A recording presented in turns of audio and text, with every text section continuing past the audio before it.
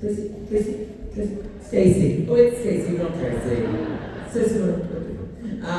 Lovely. Well, I did want to update you all on some things that have been happening to me recently, because after a long time of living with a couple called Dad and Mum, I finally got my own place! Oh, it's nice to have your own home, isn't it? Except when it's bin day! And if my mum's there and it's cardboard recycling, she'll be like, no, they won't take it like that. You've got to break it down, break it down, break it down. She's like a DJ in the 1990s. Break it down, break it down, break it down, break it down. And thank you for that. And where I live is actually on the same road as my old school. And I thought, oh, there's something quite poetic about that. I used to walk past this house on the way to the bus stop. But then I remembered what my old school was actually like. So I'll be there taking my bins out and I'll say, oh, sorry, would you mind not throwing your Monster Munch packets into my front garden? And they'll respond with something like, oh, piss off, Judge Rinder! So I basically paid to be bullied by the children from that school again.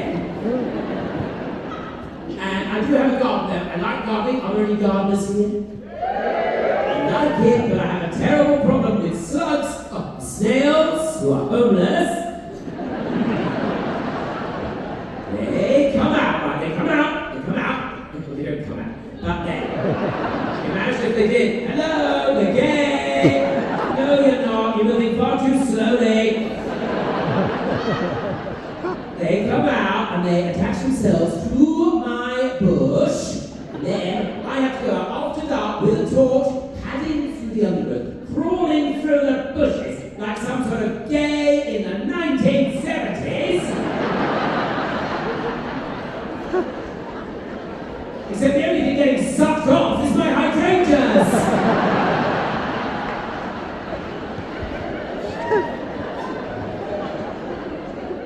Foxes in the garden, I try and frighten them off by banging a saucepan. People don't know if I'm trying to scare a fox or thank a nurse.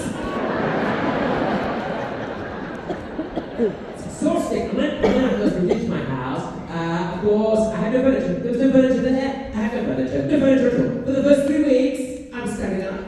And then I realised I needed to find somewhere to sleep. So I went to a department store and I went to the mattress department. Why is buying a mattress so complicated? I went into the mattress department. This woman came over. She said, hi, I'm Faye. I said, oh my God, so am I. She didn't get it though. She had quite sparkly shoes on, and she carried with her an air of sadness. Anyway, I said, hi Faye, I need to buy a mattress, please. She said, well, do you need to buy a bed as well? Yes, Faye, of course I need to buy a bed as well. I'm not just going to put a mattress on the floor, am I? That's some sort of crack den. Me and the slugs chasing the dragon. So just a mattress for now. I said, well, what sort of mattress do you want? I suppose you want memory foam. Everyone wants memory foam these days. I don't see the point of it myself. Memory foam. It was like she was trying to forget. We went over to the memory foam, right? And she said, no, relax. I couldn't relax though, because she was standing at the end of the bed with her miserable face, looking like some sort of night terror. And he said, roll over, you've got to be able to roll over. I couldn't roll over in this memory foam. It was like I was drowning in memories. Why leave? I said, no, Faye, I don't want memory foam, thank you. She said, okay, before we go any further, can I just ask you, do you have nightstands? I said, Faye, that is none of your business.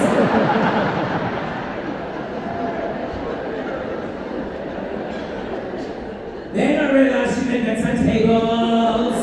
So I went over to these bedside tables and they put them out in like a little set. There's like a little bedside table with a journal and a lamp on it, and there's like a little blind next to the bed on a little window and a little perfect little house to display it all.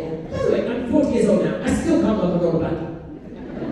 You know this rubber band, the spring mounted ones, you pull them down, and then to go back up again, you've got to pull them down again. When I pull them down again, they stay down. Then I pull them down another time, they still stay down. Pull them down again, it's like a skirt hanging over the windowsill. This doesn't happen to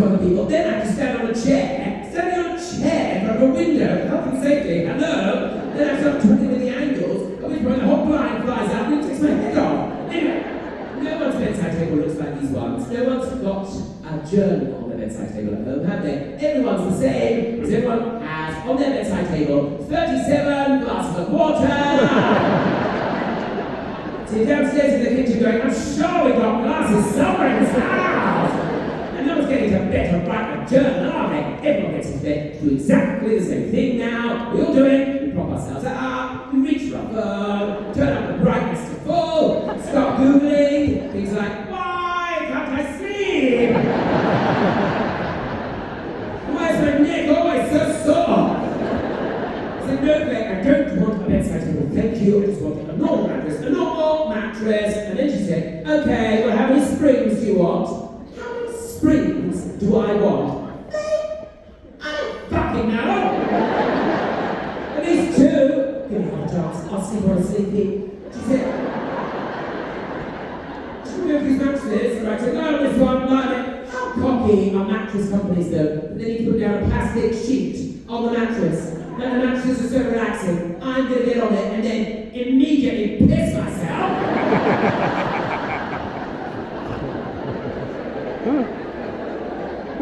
So I get on the mattress and I'm sliding around all over the place. I try to go to bed on an ice rink, and then Faye gets in the bed next to me. She turns to me and says, how do you sleep? Which sounds sort of accusatory, doesn't it? It's sort of like a show of perverts in court. How do you sleep? How do you sleep? I said, I don't know how I sleep, baby, because I'm asleep. She said, are you supported? I said, I've got some good friends. She said, I hope you sleep when you're at home. I said, well, if I was at home, Faye, I probably wouldn't have my shoes on. I wouldn't have these people walking around me. And probably, I certainly wouldn't have a woman lying next to me. She got up, walked off, got on yesterday. I don't think she worked there at all. But at one point she said, I suppose I'm on a queen size, and I thought that was homophobic.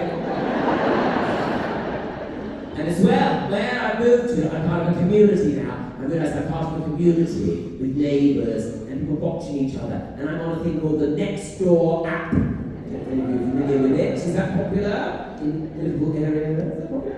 And it's basically like one of those Facebook forums or a WhatsApp group people have with their neighbours. And, you know, it's sort of discussing things, maybe you have some furniture you're leaving out at the end of the drive, or on the street there, which some people in my area refer to as street tapas.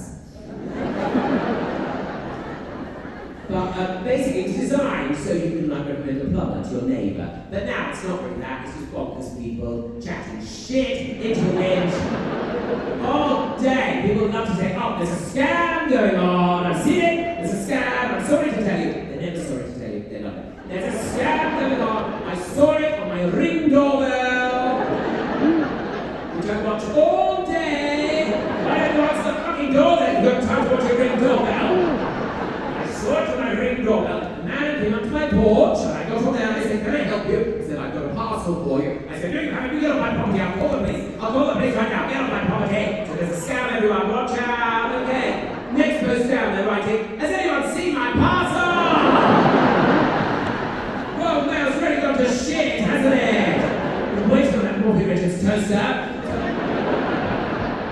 So I'm aware there's a community around me. When I moved into this place, the previous people there, they left me a lot of children's play equipment in the garden.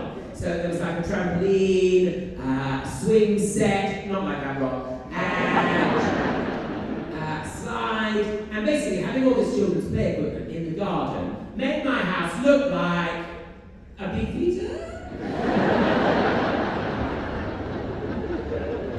And so I thought, well, before people come round for an early bird steak and chips, I should get rid of this stuff. I don't want it, but I didn't know how to get rid of it, and I'm not very practical like that. No way!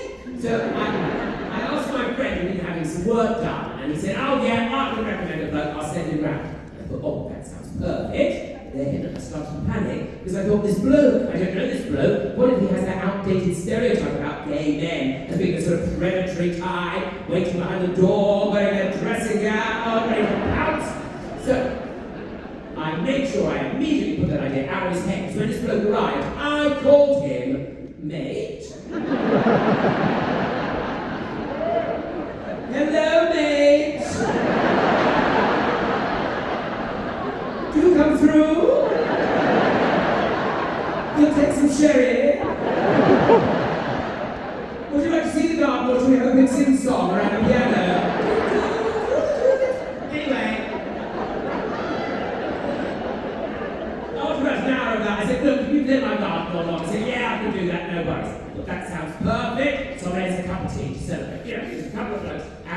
tea.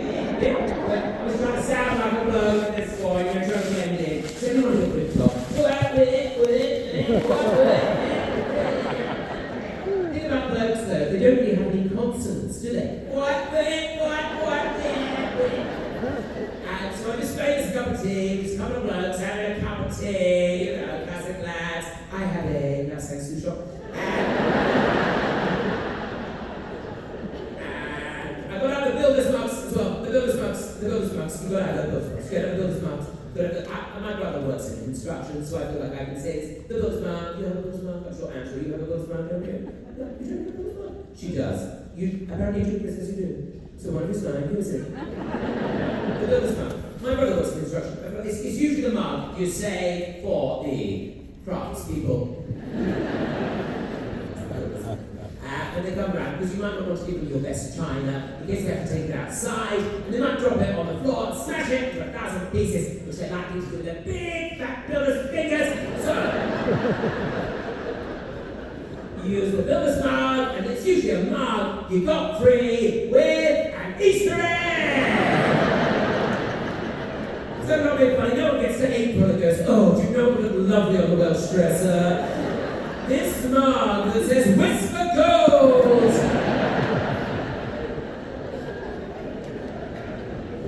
So we had I got us all this mug each, right? Just having a chat, a couple of lads having a chat, and it turned out he was about the same age as me, and he went to a school around the corner from my school, and his school had an awful uniform. It was brown and mustard, so everyone basically looked like they were wearing a Whisper Gold.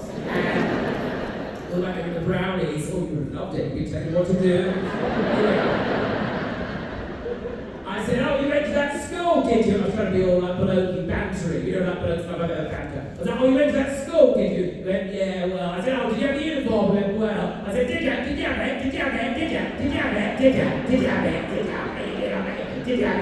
it? And then he looked really confused. And then he said, sorry, are you trying to ask me, do I still have it? I still out of nowhere, I just said to him, oh, don't worry if you don't, but it would mean the world to me if you could clear my garden while wearing your school uniform.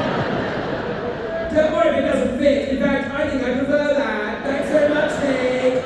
And I was so embarrassed, and I had to phone the friend who recommended him. I said, oh, I'm so embarrassed, this was exactly what I was trying to avoid. He said, oh, don't worry about it. I mean, you should see what they're saying on the next door app. Apparently all the blokes who moved into that house on your own with all the children's playing for a bit of a garden. Apparently you've reached your very own Michael Jackson's Neverland!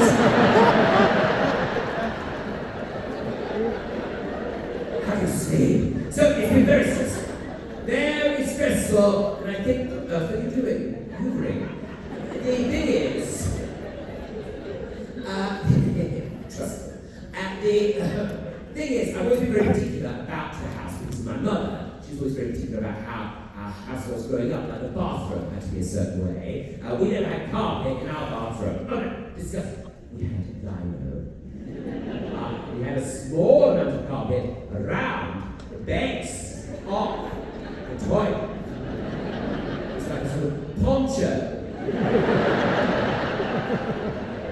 for the toilet. Poncho soaked in piss.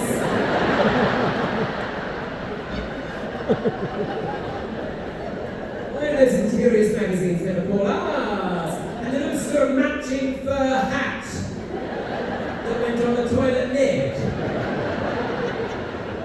Basically, the whole toilet looked like it just come out from Turkey with a hair transplant. Fabulous, so fabulous we were. And now, basically, I worry about the bathroom because I live in a hard water area. I don't mean to brag. Is that hot water here? Is that hot water here? No, soft, mercy water. Is it soft water or hot water? Tracy Stacey, don't have a conversation about it. It's hot water or not? If it's hot water, you know. Right, Tracy Stacey, because if you live in Liverpool, right? You live in Liverpool. No, oh, okay. So, where do you live? You live in Blackpool. Hey!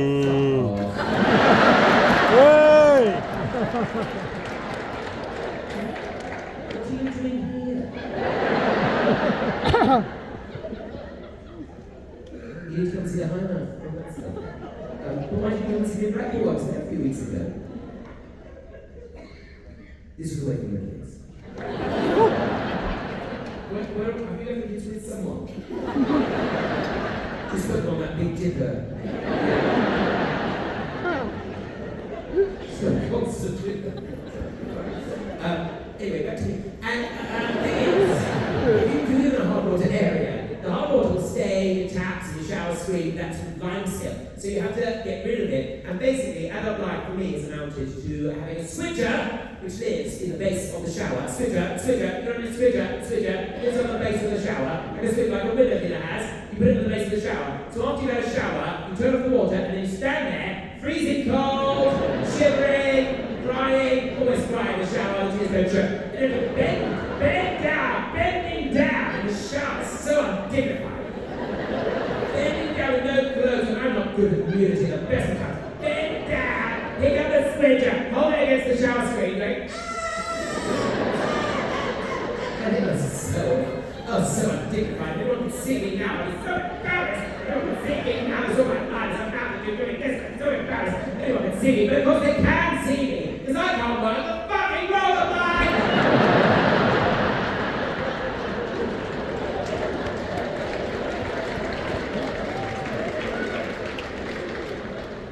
It's not been all bad. Because after a long time of being single, I finally got myself a boyfriend. You wouldn't cheer if you'd seen us do it.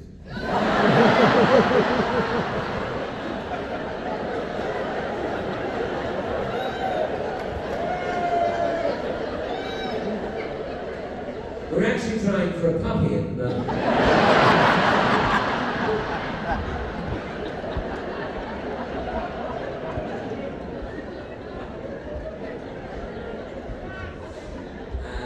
It's nice being in a relationship. I've never really been in a relationship like this before. I think we got together because we both feel like we're not very good at being gays. There's a lot of gays now. I think I'm quite very confident. Gays, right? Yeah. I never have a lot of pointing at people. Gays. It's like you getting. This is not a date. Not you, Chris. No one thinks you're a gay with that hoodie. Anyway. He's got Sicilian lemons on his shirt. He's made an effort. You're not gay? Yeah, and we know, and we're fine. We're fine with you not being gay. No, don't, what are you doing? Knuckles in. I've been told that so many times.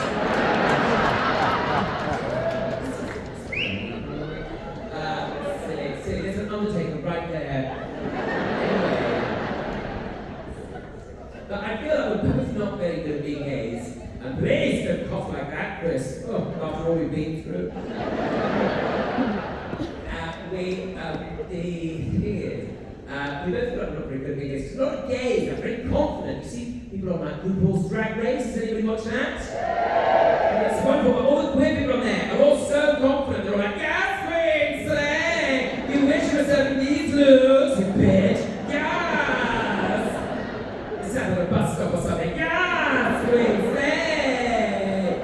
And I'm not really like that. I'm much more the sort of gay who's like, sorry, could I possibly just have an omelette? You know, things like tea towels I'm more obsessed with. And you know, gays now basically go to the gym all the time, every day. Some gays go to the gym every day. They're trying to get rid of the squares, what do they call the squares, what do they call the squares? Muscles. And they get them. And then they take pictures of them and they put them online. People send them aubergines. And then they make a babaganoush. Yes, all dips. And as well, people are very sexually confident now. I was in Brighton a little while ago. No way. And I was in Brighton and it was evening time. I was walking along the seafront and I saw up ahead of me a man trying to fist himself next to a litter bin. And his friend came along and went, oh, come on, Greg, not again! It's Mother's Day! Some people's lives are sort of a joke. Don't look at any words I just said. thing is, right, and so we, as a thing, like, we do have our hobbies, sure. We like to empty the dishwasher while slacking on people we know, and we like to get up together. He likes to make the bed. I don't like the way he does that. And I don't tell him I just bury it and go inside. Why is the duvet not equal on both sides? I can't tell him that, I just bury it down, and eventually he goes, "Are you alright?" And I go, "Yeah." And we like to watch the television, of course. We like to watch sentimental things like Kill Me Right, Protect, Kill Me Right. Sorry, Call Me Right, Call Me Right. Children are the born families and children. And then we like to watch that, Call Me Right. Or we like to watch things or we started watching programs about serial killers. How fucked up is our world? The only way we can relax is by watching programs about the most harrowing crimes ever committed. We make an evening of it, we'll put on clean pajamas, get into bed, get out some crisps and dips, and get back to rouge. Sit there, at the end of the day, watching this to try and relax, we'll wait for the bit where they go. And that's when he ate his victims in a salad baguette. Finally I can sleep. Good night, sweet dreams. Terrible, isn't it?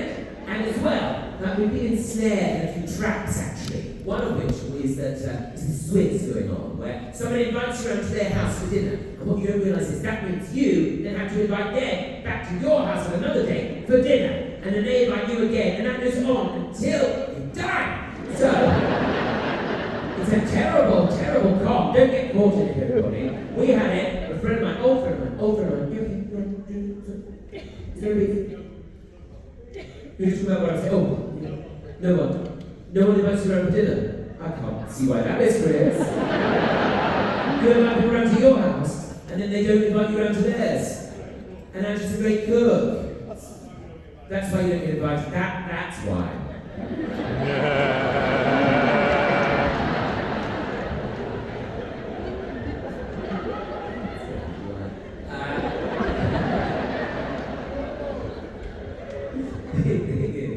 The thing is, right, you can get very back. So we had this old friend of mine, we had to invite them back. So it's my old friend and her husband. I mean, he doesn't really say anything, I don't know why.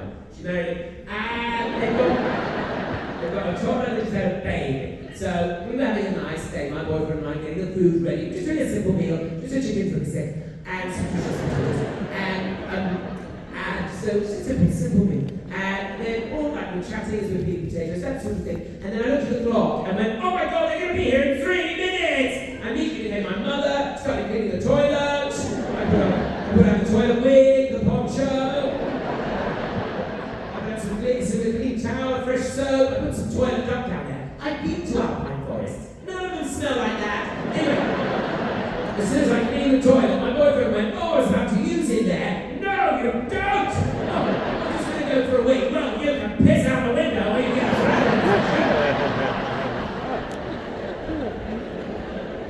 right up you can go do the snacks. Go do the snacks. Go do the snacks. He does the snacks. He puts out olives, but he doesn't put out anywhere to put the stones. I said, "Where are people supposed to put the stones and the olives?" He goes, "I don't know, just hold them in their hands." Hold them in their hands of a primate throwing food at each other? No, you go and get that rabbit that I got free with a chocolate mousse. 10 years ago. It's having its moment right now. Put it as an ashtray. We don't smoke! It's behind the builder's nuts, right? Then I hear the doorbell go, and of course you can't answer the door in an agitated state, okay? You can't answer the door by going, "Yes!" You have to answer the door in a nice way, don't you? That's what convention demands. "Hello, nice to see you, hello." But you can't do it quite like that. You've got to have a door. You've got to have a door that opens that way. You've got to have a front door that opens that way. Imagine, there'd never be anyone there, would there?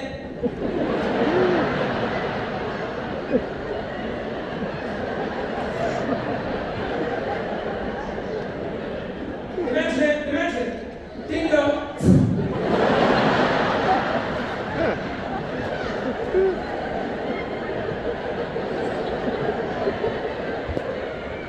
No one again. There's plenty of kids here.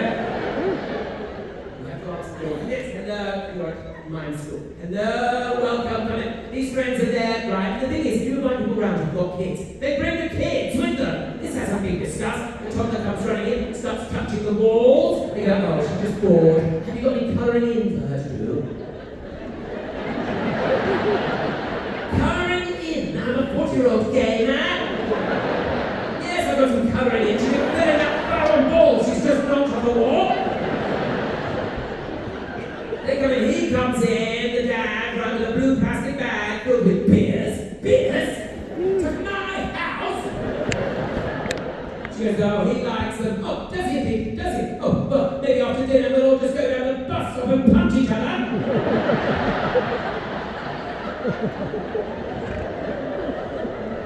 Like it's a back-up final, or whatever it's called.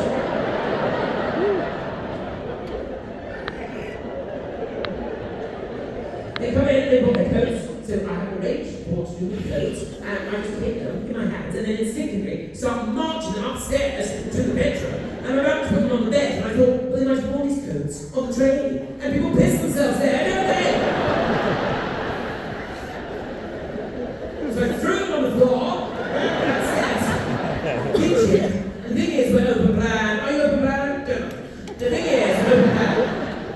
Is that you think it's a good idea? It's not, because when you have people around, all it needs is your guests to wait for the most critical moment when you're cooking. And then they come over to you, like you'll have a chicken fricassee in your hand, you have the oven door open, 2 shaped potatoes, green runner beans on the stove, boiling over, a cauldron that a witch once gave you that you think you should keep, everything will be going on, and that's when they'll come over and go, oh, do you want to hold the baby? No, I fucking don't! You can't say that to people, can you? Put it all down, hold the baby, and as soon as you hold the baby, people turn on you, don't they? They turn on you, you go, hold the head, you've got to think about the neck, hold the head, what about the neck, hold the head, think about the neck, and I want to say, don't give it to me, it's not finished yet!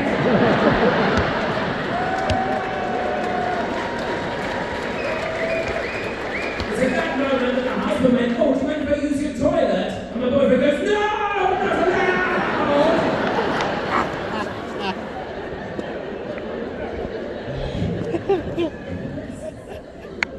So they didn't come out very often. But what I have found as well is that it's very different now for children. You know, when I was a child, if I was taken out by my parents to one of their friends' house, I'd have to be on my best behaviour. Like my mum would tell me off in advance. We'd be in the car beforehand. So I was in credit when we got there. Don't you dare, show off, don't you dare, show off. Look how that turned out for her.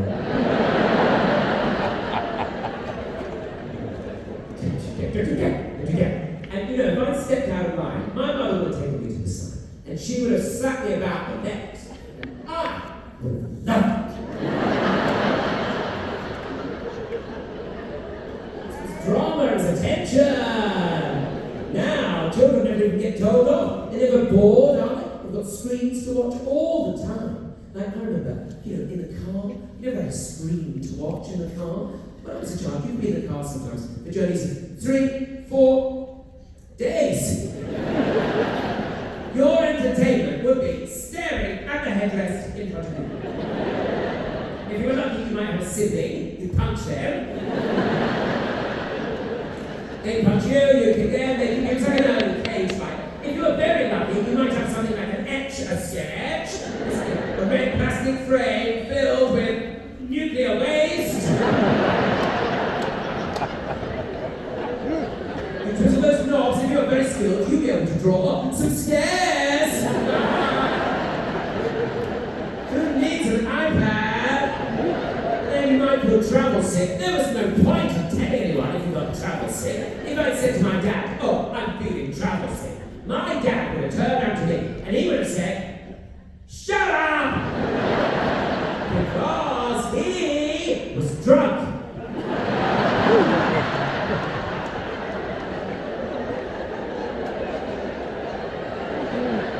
Driving along 19 miles an hour.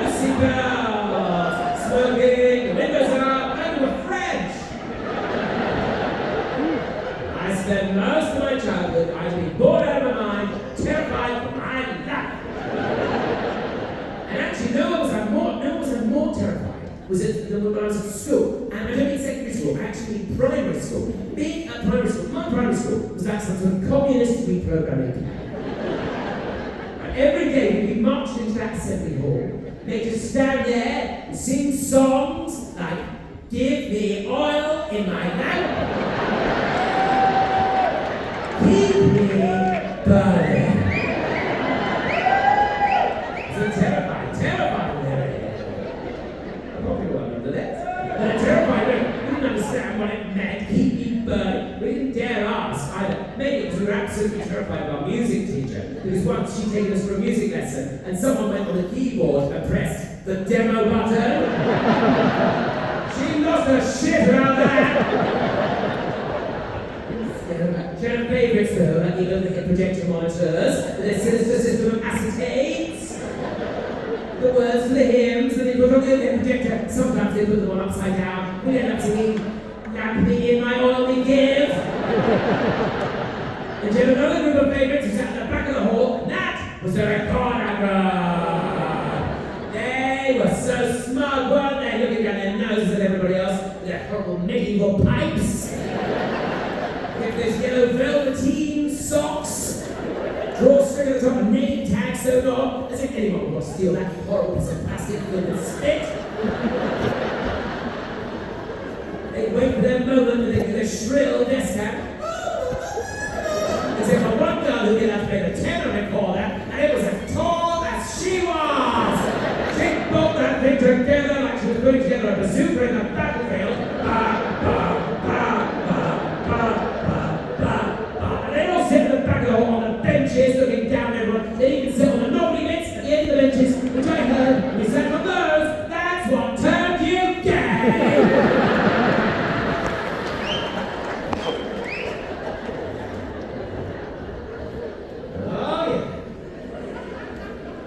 Sit there, well ahead, you would not be allowed to get involved unless it was Christmas time, and then you might be allowed to get involved in the Nativity Assembly. Nativity Assemblies weren't very well researched though, were they? Nativity Assemblies. They give you a lady shepherd who told to come in wearing your dressing gown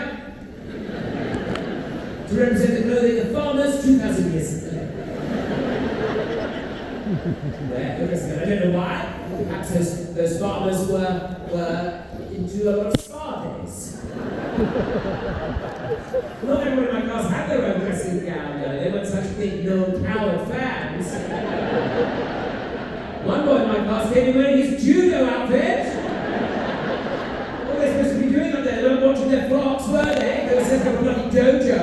And then, to represent the headdress of farmers 2,000 years ago, you were told to tie a tea towel around your head using the dressing gown cord. I mean, it's fine if it's a plain tea towel. Some of the kids in my class had tea towels that said things like, "Whip stain too!"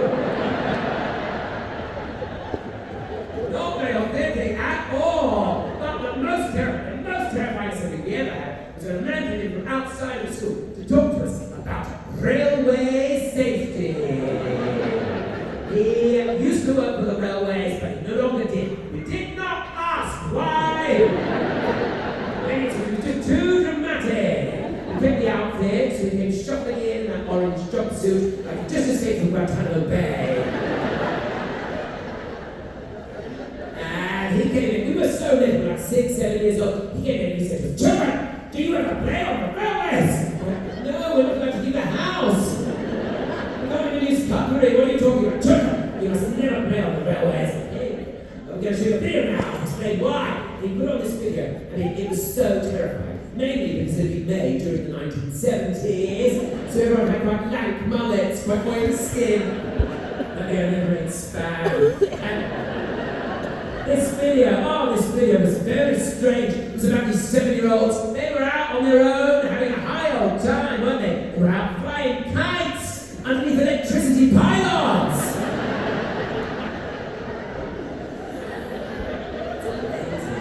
But then the kite would get stuck, wouldn't it, in the pylon? They'd have to send the most timid member of the group to go and get it. "Billy, go and get the kite for us." And we'd all be in the hall going, "Billy, we don't think we should do that." But Billy would still break into the electricity substation, shooting up a pylon, reach for the kite, at which point there was a big flash and a loud bang, and I'm like a Billy to get a new pair of trainers! amazing when they're all suddenly out on their bikes and they get to the railway line and the leader would go, hey, I don't think we should bother going over that bridge up there. It's boring. Let's just come across the railway line. I've done it before. And Billy's at the back of the line going, I don't think we should do that. And we're all going, Billy, how are you still alive? Billy's bright red, his hair's all sticking up. Smoke's still coming off him. Shut up, Billy, we're going to do it anyway. They break onto the railway line, through the fence, using the wire cutters, the 7-year-olds always have. They all get across the railway line, but Billy's at the back of the queue. He's always at the back of the queue. You have to ask yourself, some people really bring it on themselves, don't they? Billy gets to the railway line, he gets his bike stuck in the sleepers, of course he does. He's wrestling with it, we're like, Billy, get out of there. He's still wrestling with it, and then we hear, Mona, Billy, get out of there, you're having a terrible run of luck at the moment. Point of view, you see the inner-city train coming towards him, and then the screen went black, and the man in the hall in the orange jumpsuit went, children, that is why you must never play on the railways. If you ever even touch the live rail, you will fry like an egg in a frying pan. We were like 6 years old and were so terrified, but the worst thing was, we then all had to stand up and sing, give me oil in my lamp, keep me burning.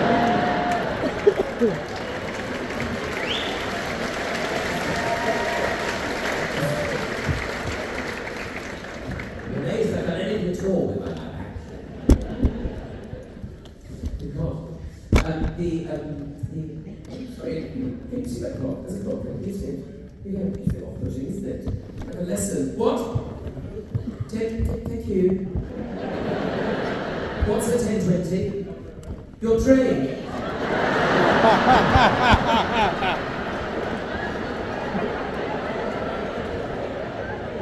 I hate to keep it. What? Yeah, it's fine. Oh, don't you okay. You don't need to worry about that Porsche. Just jump in the Porsche. I've seen how much wine you'll be drinking next week. Anyway, no, I'm amazed that I'm able to move my life at all, but I actually had a wake-up call, and I hope you don't mind. I like to share all of life up here. I think when we're together, it's important to talk about everything, really. And so forgive me this handbrake turn. But I just over to not for you.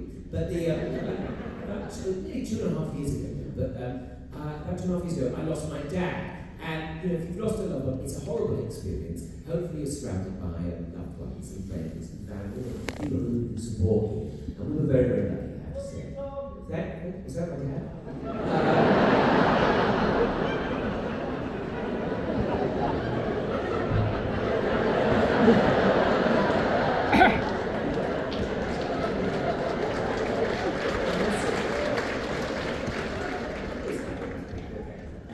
Thank you. And the mad person, certainly it's an occurrence for a lot of us, losing people we care about. But hopefully you have friends and family around you, and that's all I can say really. We were very lucky. In that people, almost as soon as Dad died, they phoned us and they said to us, get death certificates!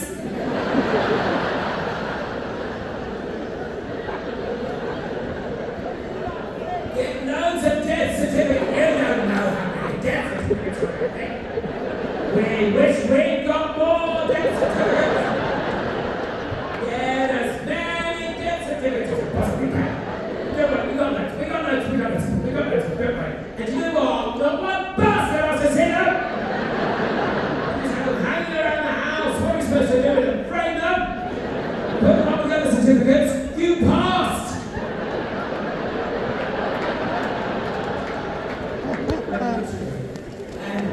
And then as well, you've got to organise a funeral. Well, I'm sure that some of us might know how that is. It's what? He did your dad's funeral. Oh, that's nice. Main Street. Oh, that's good. Was it Main Street? What did you say? Like 37 limousines. And it's not. I mean, Undertaker's doing an amazing job. We went to a funeral not long after Dad's. Even in brief, I'm a judging little gay. And the Undertaker, used, right, had the outfit was like the striped trouser, that's it, morning good striped trouser, and then a purple waistcoat and a burgundy jacket, which when you combine that with a walking cane and a top hat, made it look like Willy Wonka. I thought he was going to do a forward roll in front of that hearse and what was on the chocolate roll. And then we got into the crematorium in the end. And then the first thing I saw on the wall was a sign that said, what to do in the event of a fire? Well, isn't that why we're all here? They've got strange experiences of that. And I did, you know, like, it was very strange, a very strange time. But what I've learned is I try to keep all the things my dad taught me with me. I think that's a way of keeping loved ones close by, remember the things they left you with. And for my dad, he was very different to me. Like, he was a coach driver from South East London, South East London bloke from a place called Penge. And don't be ridiculous. Are you from there? Or was that just a ghost? What? You're from Penge, where? Whereabouts in Penge? Near Crystal Palace?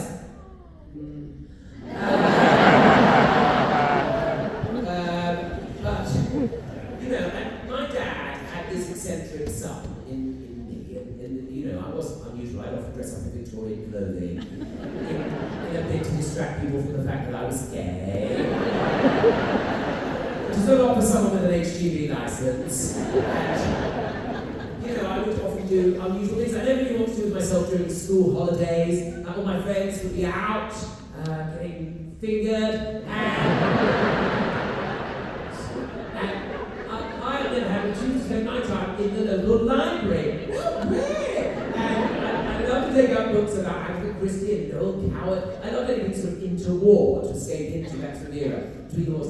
And I had a very stressful evening though one time during the summer holidays when I looked at the front of my library book and I realised it would be due back that day. And I thought, oh no, I can't be in trouble with the library. I can't face the police. I won't survive in prison. I've since learned that I'd be absolutely fine.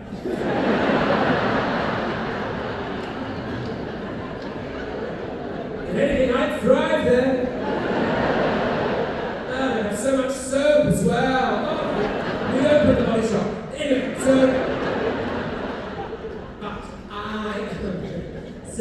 I said, Dad, what are we going to do? He said, don't worry, we'll drive into town, you can book them through the letterbox, it'll be fine. You put them through the letterbox, it's fine, they won't even care. I said, okay, thank God. So we drove into town, we parked around the back of the shops, and Dad took us along a shortcut through an alleyway. And as we were walking up there, I saw up ahead of me, on the floor, a man being murdered. And I thought to myself, what luck! To find myself in my very own Agatha Christie mystery.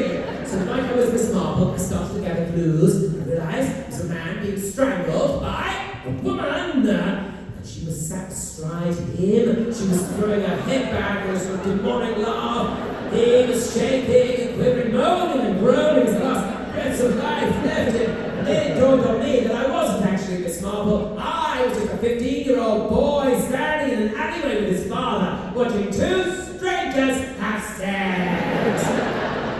Whilst I was dressed as what can only be described as the Artful Dodger. I said, Dad, we can't go up this alleyway. There's two people on the floor. Sex. I was so embarrassed about sex and nudity. I couldn't even say it. There's two people on the floor having sex. My dad went, oh, don't worry about it. He strode on down that alleyway. And as he went past the couple, he leant in and went, have you got about getting your own fucking house?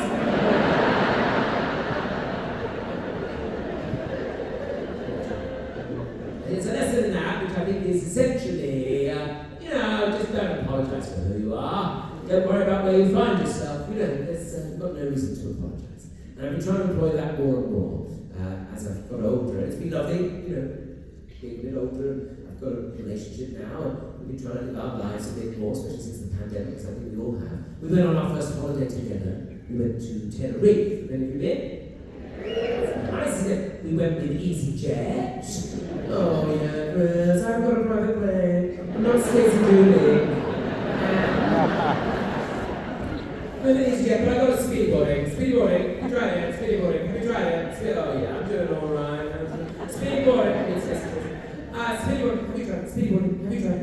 What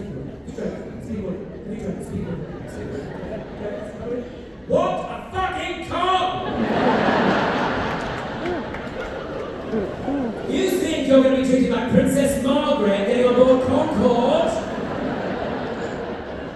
You get to the airport, it says go to gate, because I'm right, stick with me, I'll show you a good time. We get to the gate, there's not even enough seats for everyone to sit down on. Everyone's just standing around staring at each other. There's other gays on the flight. I mean, I don't mind her, but I don't want to travel with her. You know, if God doesn't like us really, this is the flight she's going to bring down. We have to sit on the windowsill like we were puppies, sail. And God, there wasn't a rollerblade. This woman came and sat next to us called Jane. I'm going to play Jane, which is about to be. She starts talking about her brother, and how great her brother is. She's going to meet her brother on this holiday. She finds her brother so amazing. She gave off the vibe and thinks someone like fancies their brother a bit. Anyway, show you some crap in the world.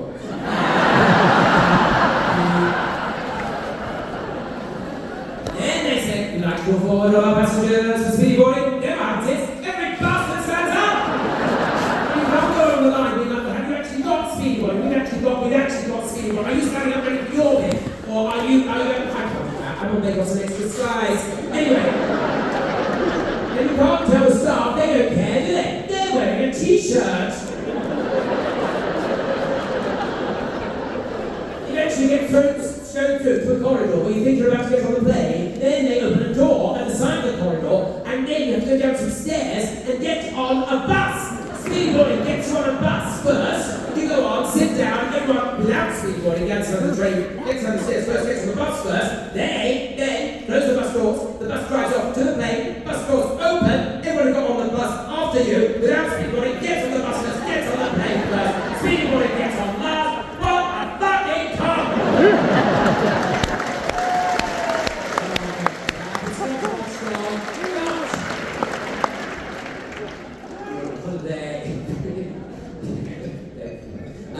On holiday, you try and show people the flight to people. Of course, we stayed in a nice hotel. One of those hotels where they have a breakfast buffet and they put out a bottle of Carver at the end of the buffet because they think you're going to be European and just have one glass. They were absolutely shit-faced. Drinking the whole bottle over to our table at one point. People going, I think that's everybody. No, we're gay. Endearing things. And then we decided we wanted to go to the beach, but we didn't want to go to the touristy beach. Oh no, the gays, it's so superior. And so we asked the hotel receptionist if she could recommend a beach to go to. And she said, oh yes, absolutely. What you must do is go to the top of the cliffs and throw yourselves off a horrible person.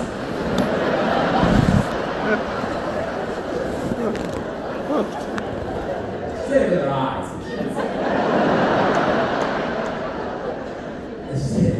Let's go to the top of the cliff, follow them around, and then we're going to do a scrub land, we'll go past a hippie commune, and then we'll go down the ramp and you'll be on the nicest beach on the island. We love it. But, oh, that sounds perfect. So we put on our weather stocks, picked up our top bags, and slipped off like the annoying little pricks that we are. Now, there was a clue when she said you'll go past a hippie commune, because when we got to the beach, it was, of course, a nudist beach! And I'm not good with nudity at the best of times, and you see everything on this beach. You see everything. You see willies, you see fannies. Those are the main things. Everyone's there as well. Oh, everybody's there. Plain Jane's there, with her brother, everyone. And I suppose it's body positive, isn't it? But I suppose it's only really body positive if you're really quite confident. I mean, what are the chances that bloke with a massive willy has to walk along the seashore every 5 minutes, looking like he's pushing Cyril Sneer up and down the beach?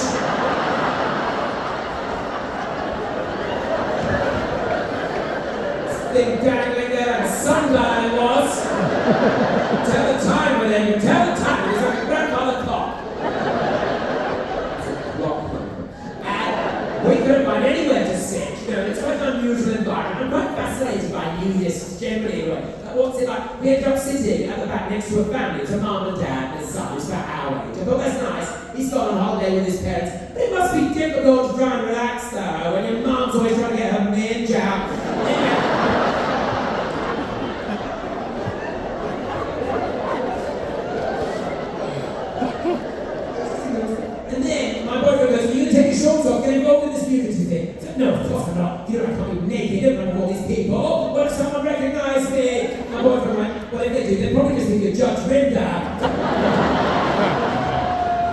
One day people will know who I am. Why don't we do something fun instead? Let's go in the sea. Well, there's nothing fun about the sea because the waves that day were huge, absolutely enormous. The nudists, they didn't care about it. They were just throwing themselves at these waves, everything flapping around all over the place. You know that when you pick up a dog off a sofa. We went in with great trepidation, holding onto the rocks at the side, and then as we got into the water, the sea was so rough, at one point it literally landed on my head. Pushed me under the water, I sprung back up on it, and then drowned there. My boyfriend went, "Hey, remember what your dad said about scratching your ass? You'll be fine." So I was fine, well, you just wait. Then another one came, even bigger, it swept me under the water, swept me over the top of his head. I had no time to worry about my boyfriend. I was more concerned about knocking my head on the rocks. I thought, what if I get knocked out? Dragged out to sea, captured by the Salvation Army, they can play the tuba, like Harold Bishop in Neighbours. So I was kicking for dear life, but the sea was so rough. At one point, it literally ripped off my shorts. Took down to my ankles, something like a mermaid, but I'm still kicking. But I stayed alive. At one point, I managed to get my shorts off around my ankles. I lose my shorts in the sea. At which point, the sea completely went through. And suddenly I found myself on the seashore, completely naked, shivering, crying. I wish I had my switcher with me. And I tell you what, nobody can tell the time. It was at that point that somebody finally went, "Oh my God, it's Tom Allen!" I said, "No, it's not. It's just bloody Linda." You guys have been so amazing. Thank you so much. Thank you so much for making me so welcome in this wonderful city. I'm sorry for a bit late. Your train goes in 3 minutes. You can make it? Sorry about that. You're not making coherent noises anymore, Chris. No, I'm going to go now because I'm bored.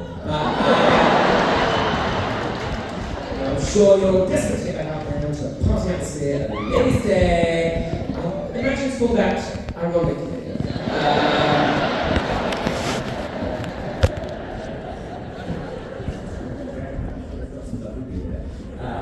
That's really pissed people. I'm sure it'll be fun. Have a lovely evening. Thank you so much for supporting this. Actually, what? You missed your train now. What, do you want me to entertain you until the next train comes along?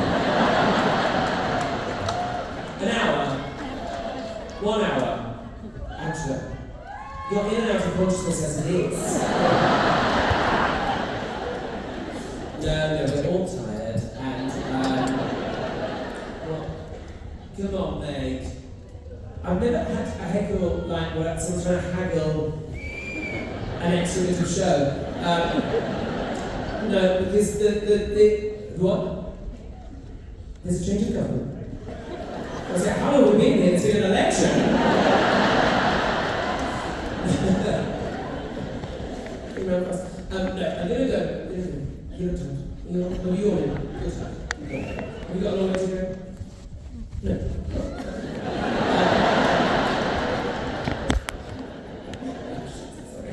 You've got a lovely role there. It must be very hot. No, really. It's very warm here, I think. You feel the cold? Yes. This is turning into one of the worst endings to the show. All of a sudden she's tired and I started talking to her about Rolex. Great night out. Anyway, now I'm going to go now. Thank you for being such a lovely audience. You've got my phone already. The picture go on. What? Do you want a picture? Well, go on then. Don't stand up like a prig. This is an awful standing ovation. I'm just stood here right now. It's going to be a terrible picture. This is terrible. Now you're leaving. You're coming back. Don't come back. It's the end. Look, I'm going to go now. Yeah, you put your coat on. Yeah. Okay, please, don't stand up. It's too much. You're rushing the stage. What? It's for your mum. Come on then. Take it. She loves, where is she? She good couple. What do you want me to do a video for her? Just a selfie. Quickly, and then I'll go. Alright, thanks for coming,